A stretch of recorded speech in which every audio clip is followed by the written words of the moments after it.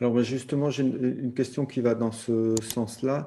Mathilde qui nous dit, puisque l'ashwagandha diminue le cortisol, est-ce qu'il est déconseillé quand les surrénales sont HS? Quand il y a une insuffisance surrénalienne, Mhm. en fait, non, parce que ici, ce que j'expliquais par rapport au cortisol, c'est une diminution des taux de cortisol chez les personnes qui ont des hypercortisolémies Mhm.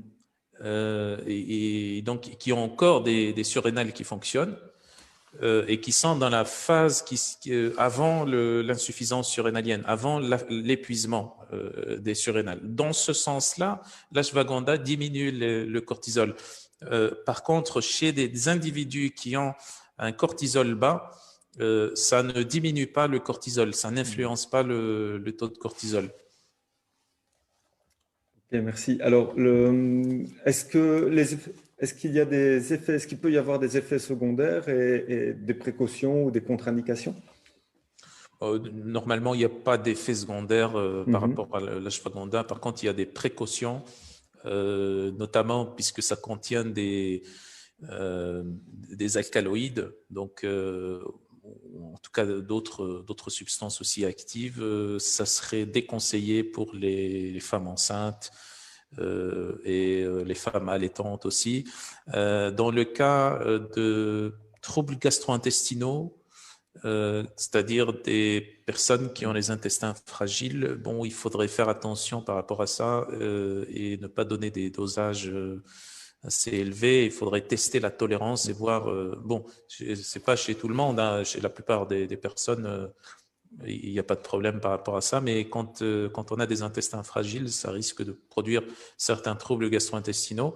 On pourrait aussi donc être tenté de la déconseiller, et moi je recommande de la déconseiller pour les hyperthyroïdies, hein, parce que on n'aura pas le temps ici de Mhm. détailler les, les différents types d'hyperthyroïdie et quand est-ce que l'ashwagandha pourrait être intéressante ou non, mais il faudrait donc en règle générale, il ne faudrait pas donner en cas d'hyperthyroïdie.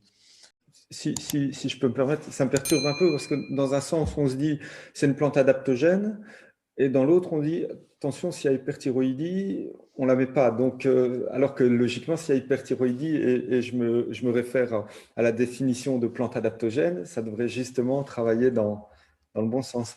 Dis-moi Oui, un peu, oui, éclaire-moi oui. un peu. Oui, tu as raison, tout à fait, tu as raison. Mais en fait, par manque de données et par manque d'études Hmm. sur l'effet de l'ashwagandha en cas d'hyperthyroïdie, à ce moment-là, on pourrait se dire, il faudrait faire attention, il faudrait quand même, euh, en tout cas, intégrer ça. Pour moi, c'est pas une contre-indication, mais c'est quand même déconseillé d'utiliser l'ashwagandha en cas d'hyperthyroïdie. D'accord. Quand c'est des cas d'hyperthyroïdie subclinique, par exemple, là, c'est sûr que l'ashwagandha pourrait aider à rééquilibrer ou réguler légèrement à la baisse l'activité de la thyroïde. Maintenant, quand Hmm. c'est des cas pathologiques d'hyperthyroïdie où on a une TSH basse, c'est-à-dire en dessous de la norme, et puis T4, T3 élevé, donc là, il faudrait faire attention à ça. Il Mhm. faudrait faire attention par précaution parce qu'on ne sait pas, on n'a pas des données là-dessus. Peut-être que plus tard, on aura d'autres données là-dessus. Mais ce qu'on peut voir déjà, parce que c'est ça la problématique, qu'on n'a pas des études in vivo chez l'animal ou encore moins chez l'humain sur ce type de situation. On n'a que certaines études in vitro qu'on pourrait interpréter de façon différente.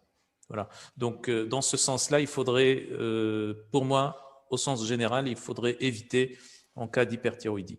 Et également, on a aussi une éventuelle interaction avec des antidépresseurs parce que, comme on avait dit, ça pourrait avoir un effet GABA mimétique. Donc, il ne faut pas donner en parallèle avec des antidépresseurs et notamment des benzodiazépines. Mhm. mais d'autres antidépresseurs aussi.